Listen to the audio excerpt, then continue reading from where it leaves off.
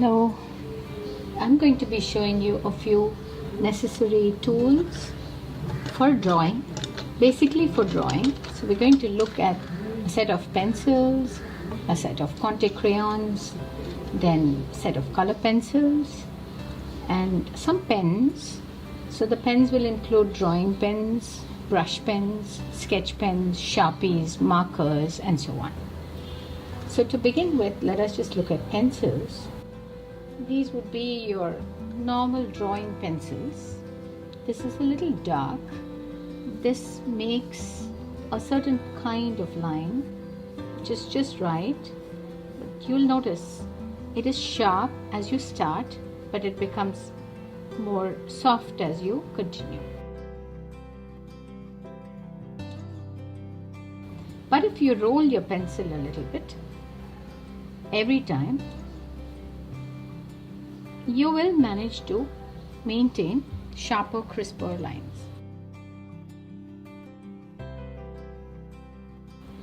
This is the regular drawing pencil, a B pencil or an H pencil or a HB pencil. If you want a very light drawing, you would go in for a H pencil, but that leaves very light marks on the paper, or you would go in for an HB pencil. You have HB pencils like this, which will again give you lines which are not very dark, and as you roll your pencil, you will notice you have similar quality of lines.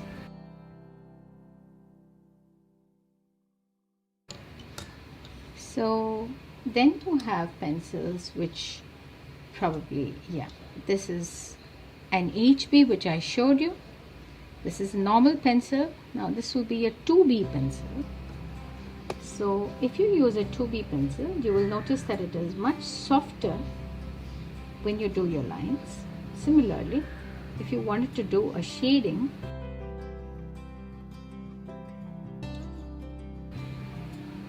you find that you can do a bit of a shading. This grip which I'm having, this is a tripod grip.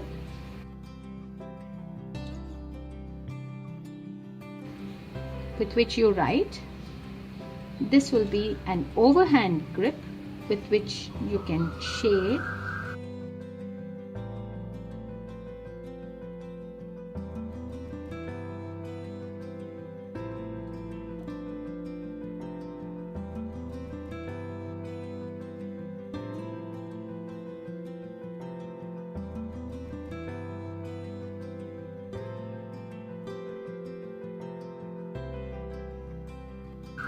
This is a loose mid-hand grip.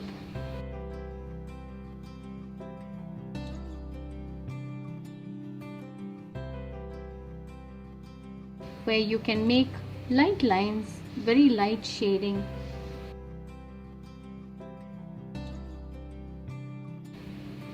Maybe a few hairs, cross hair lines kind of lines. You can cross them. And this is very light.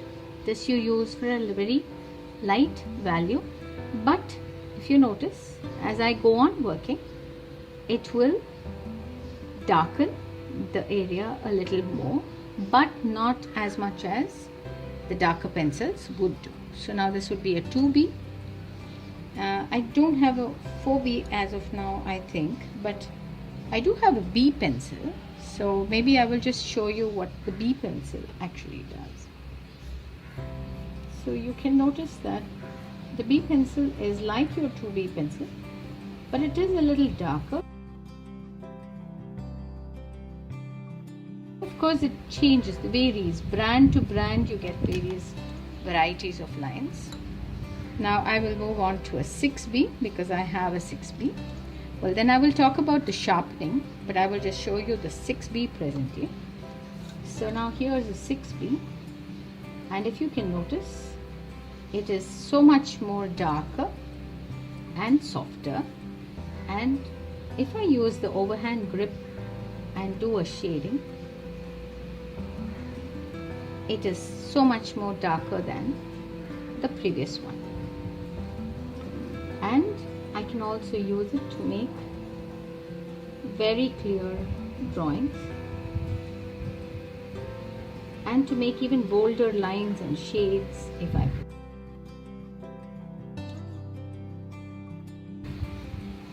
And I can vary the direction and it becomes much more intense. The next pencil, the next set would be probably a 12B pencil, and you can see very clearly that the shading is much more darker. Even if I use it really light, it is darker than the shading that I did with the B pencil or the HB pencil or a 2B pencil. So this is for a 12B. So you see that you can use a range of pencils. I just wanted to talk to you about the sharpening of the pencils. This is sharpened with this is a 6B pencil sharpened with a sharpener. A sharpener of this kind. Always use a sharpener which is closed because you can hold all the shavings in this. There are sharpeners which have different possibilities of sharpening different thicknesses of pencils. Now when you use a pencil which is sharpened with a sharpener and you want to use an overhand grip and you want to do a bit of soft shading, you will notice, yes, you do have the side of the pencil, but at the same time what's happening is my lead and the pencil are both touching the paper, and therefore my control on the pencil is not as much as I would want actually.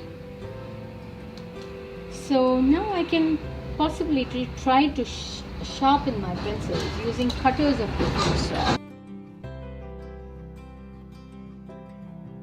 I can use a metal cutter of this kind, the retractable, the projectable and retractable ones. You can also use a fold and close type of simple sharpener, or you can use an X-Acto knife kind of sharpener with which you can sharpen your pencil like this. Always sharpen outside, or you may hold it comfortably and you may sharpen it outward. And always keep your X-Acto knives covered if you have lost the cover. I have lost mine, so I use it that way. So now when you do the sharpening, you can sharpen in such a way that you have very less wood and more of the lead. You can also sharpen in such a way that you have an equal amount. You can have more of the lead exposed and more of the wood also supporting each other. I can also go one step ahead and I can sharpen just the edge of this to make a long cylinder and a tapered end at the end. And that also helps me quite a bit in shading, but they will vary person to person, artist to artist. So it is up to you to actually practice, to shade, to practice control, lines, shading with an overhand grip. Your initial shading may not come all right, but you will notice that as you go on, you will be able to shade in such a way that no lines show. There will be just a smooth transition. Now when you shade, your one side of the lid will become flat, and thereby you might be able to get a better, softer effect. But of course it varies. This is only a 2B pencil and therefore the shading may not be very satisfactory. This is okay for smaller places and for lighter values.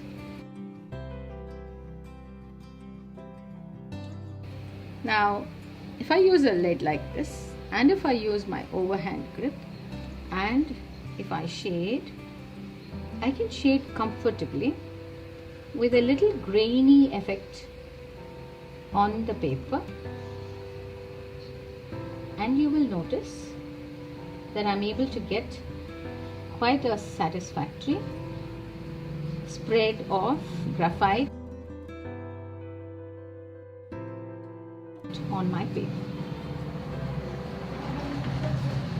And if I wanted to increase, darken the value and then reduce it, I still will be able to reduce it.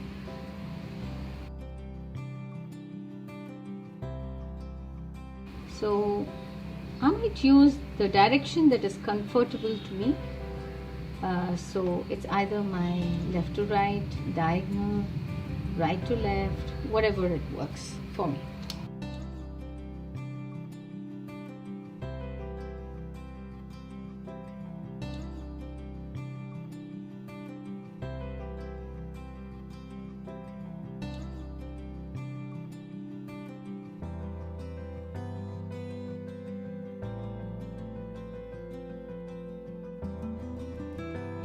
So this is for the graphite pencils, and if you notice, this is how the shading can actually get quite soft. The line quality would be, I don't usually draw with my 6B pencil, except if my entire drawing is going to be completely drawn, not shaded, using lines. The next drawing material I'd like to show you is, it says crayon, but it's a dry crayon. It's a charcoal and it says black, and it's a charcoal stick. And this stick can be used as an entire stick on the paper. It breaks easily. This stick can be used as an entire stick as it is for the dark shades. You can use it for the lines that it can create. It can create some brilliant, beautiful lines. And you can make lines which are dark, light, and create some dramatic effects using this. It can really fill into your paper. You could even use a stump, a piece of tissue, rag, and you can increase the darkness. Charcoal drawing is fun to experiment with, and I recommend charcoal drawing as a practice for bold drawings, for bold copy drawings, when you want to copy a form, when you want to create, multiple experimental drawings, yet free with your drawings. You can use the entire stick and you can try out shades like this, which is real fun, and so on, right? So this is for charcoal. I'm using another sheet, therefore I also wanted to just show you how to open a new sheet. Now this is a cartridge paper. It's thick and it is about, say, it's about 200 GSM. So it is a thick paper which I can use for drawing. When I want to cut it into two, I got to remember that I just have to press it down in the middle, preferably if I can have a scale, and quickly turn it down. But mine is going to be very thick, so you could use your cutter and just make one straight cut across the sheet, and remember to retract your paper, your knife completely. So the next medium I want to talk to you about briefly, of course, is pencils still, because we haven't completed. So here's my entire one clutch of pencils, color pencils, which I like to hold in some container so that I get shades of a particular color, and then I can work around it. So if I were to put them out like this and observe the pencils that I have, you will notice that some are really big. Now these are actually charcoal pencils. If you notice, they say Conte drawing pencils, and these are soft like your charcoal. So these are sepia tones, and this is a nearly a black one, which is not actually a sanguine, I think. And these are equivalent to your 6B or your 12B pencils, and they make very soft marks. Now there are two types of pencils here. This one is not an aquarelle pencil, so this will just create marks.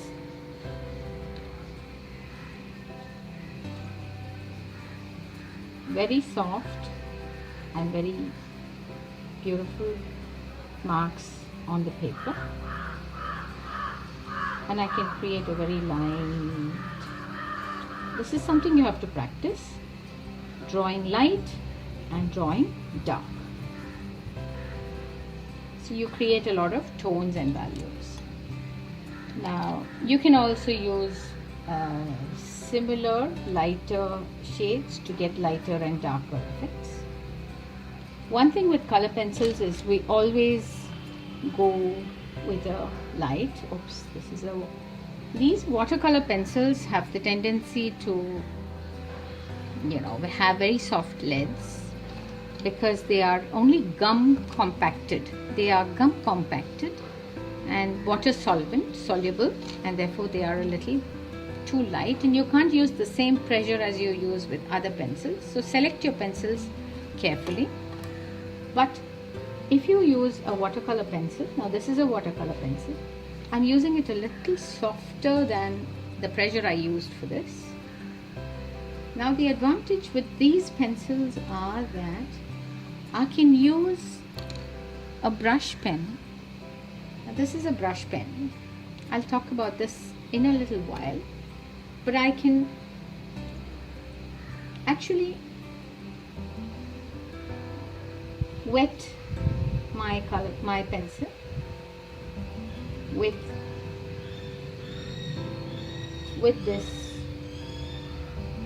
brush pen, and I can also use it like a watercolor. And once it is dry, I can also use a color pencil on top of it, right?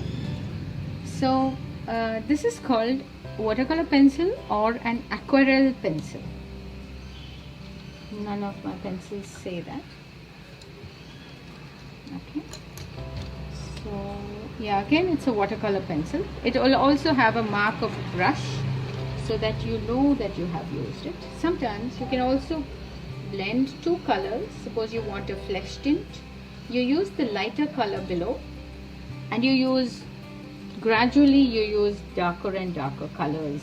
So like over the yellow I can use an orange, then I can use a red or a crimson, and over that I can use the brown that I just used, and this will create very interesting colors, layered colors or richer colors.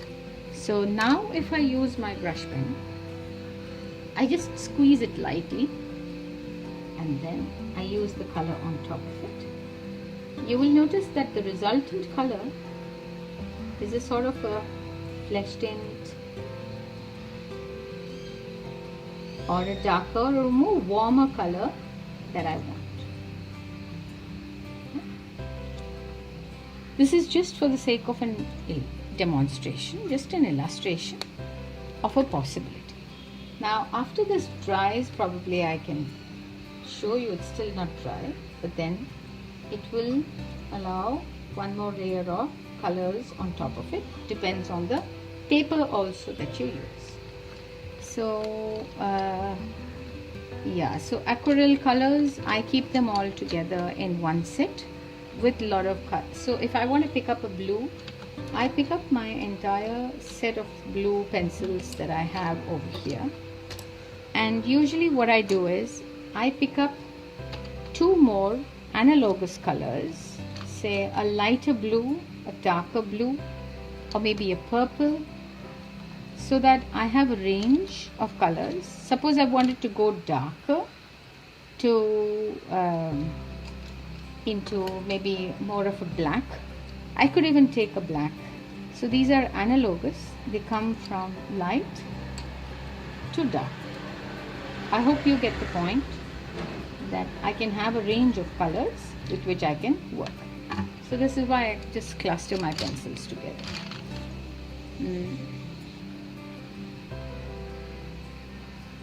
So I wanted to just once again show the layering principle of watercolor, of color pencils basically, and more so when you work with watercolor pencils. So you can layer, ideally layer with the lightest of your colors and then go on to the darker set of colors. So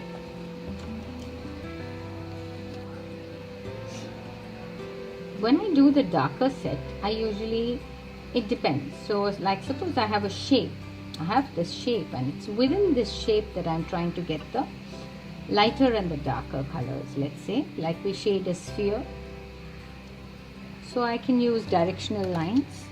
So if this were, let's say if this were my sphere and this was to be my light source, and I was to have a lighter color here, I'm changing the direction of my pencil like I do for graded shading, tonal shading, but I leave a little bit of that lighter yellow visible here, and I do this only up to this, not entirely up there. Now I take the orange and I leave this and come up to this. So I would do the shading, not the entire area, but just a little lesser than that. You can of course do it more patiently and softly, and generally what happens is this area where two colors meet, where two shades meet or two tones meet, you do that a little more patiently and carefully. So now when you use the next color, I'm going to go and make it definitely a little even more lesser in space, and I'm using directional lines. You can even cross, so I can even cross the lines by using multi-directional lines. When I get to this point, I just use very light pressure and I change the directions just to make the lines not so clear, not so visible. I need to just sharpen my pencil a little bit. Always remember, when you sharpen, notice where the blade is, put the area that you need to shave on that, and just turn very less and keep watching. Don't over sharpen your pencils always, ever. So I will use this occasion to just sharpen with my cutter and show you. It depends on the type of drawing that you do, the type of lead that you have exposed. Sometimes when you need to do very sharp works, very controlled work, you would prefer to use a sharpener pointed edge, and that's perfectly fine. Sometimes you could also use a more duller shading, which is possible with this kind of a sharpening. So if you notice, I haven't gone very dark yet, but I have managed to bring about an orange, a sort of a warm shading on this. I would go in with a shading on the outside of this,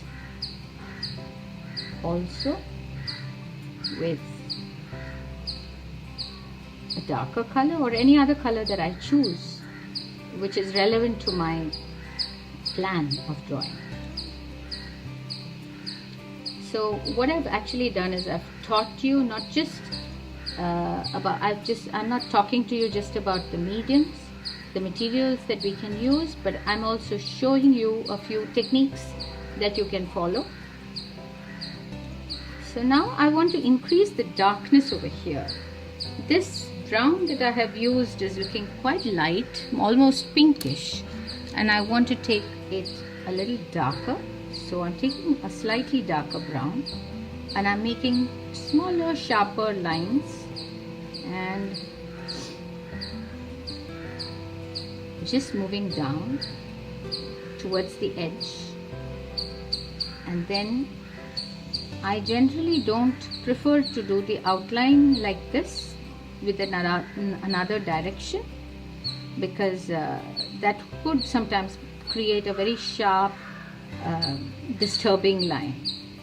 So you've got to be sensitive to lines, to appearances which are pleasant, unpleasant, too bold, too light, and so on. It comes with a little bit of exposure to these forms. So now when you look at this, how does it look? It looks more warmer, much better than if you had put just an orange or just a yellow or just something like that. Sometimes I could also use a different color, like I could use a purple next to a brown, over a brown, and create a much darker effect, almost like a shadow effect.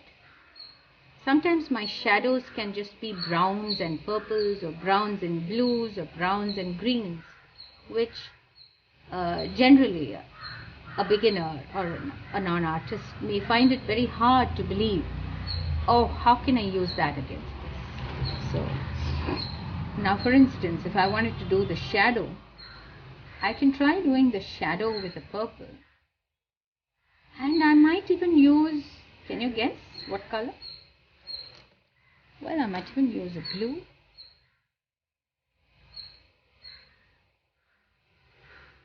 I might even use a green. Why not? Because after all, I'm looking for creating a shadow.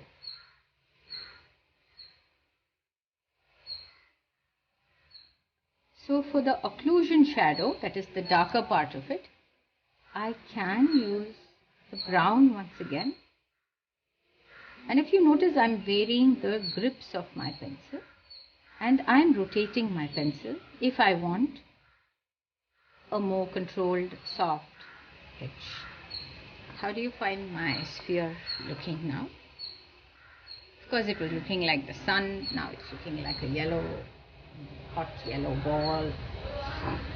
Now it depends on the way you're going to treat the foreground. Like generally, if I went on to the foreground, the middle ground, and the background, usually the object is in the middle ground, and your foreground is going to be something up to this in a picture. So if this was your picture, let's say that was your picture frame, say about this much, you would like to go in for a lighter shade in the foreground. You see how I'm shading using this grip. This gives me a lot of control, but also it gives me some distance from the lead, and therefore it's slightly freer. And if you notice, I'm not using my wrist, okay, I'm using my entire shoulder. It's a shoulder movement. It's not even an elbow movement, it's a shoulder movement that's actually getting translated. So just to complete this, I will use this brown. I think it was this color. No, it wasn't. And make it lighter outside in such a way that this area alone, that's just the area outside the form, seems darker, which gives more of a volume, which is what a lot of artists actually seek in works. Now, if there are too many horizontal lines or vertical lines, you can cross them by using the opposite line, but you can limit it. And one thing you got to clearly practice is light to dark, and your light will be always on the outer areas, the peripheries, and the darker areas will be closer to the point of interest, the subject, the point of visual interest in your object. So now, if you notice, I need to define this space. This has got a shadow, this has got a shadow. So now why not I make this form have a shaded area over here. So this is again a controlled grip that I'm using, but what I'm doing is I'm using shorter, more controlled lines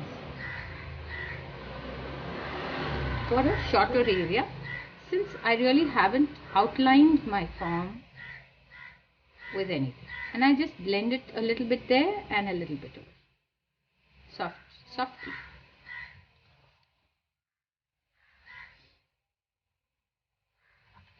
So this was for color pencils. Now let's just go back to this area where I had actually done something. So just draw a bird.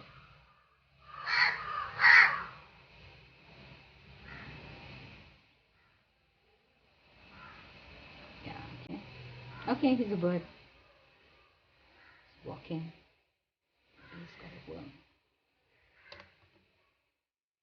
So I could add color. I want the background to be visible, so I won't add too much color. I can just add a little color here, here, here. You see that it is working. So I have two areas. I have a colored area. I can have a different color on the background.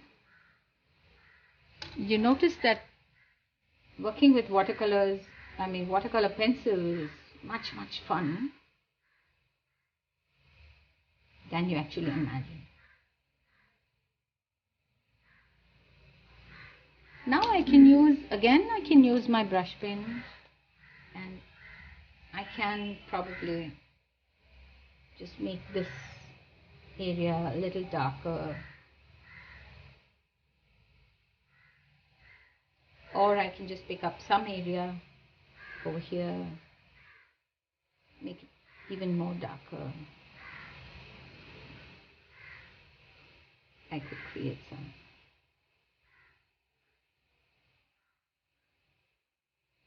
I'm using the color from here to make little details around here. Yeah. So,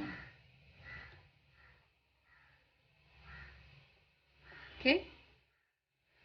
So I have shown you a little bit of colors, color pencils, a little bit of brush pen, the pencil which is not a watercolor pencil, which I still can use over this. If I wanted to darken, build over it, I can still. So this much about pencils.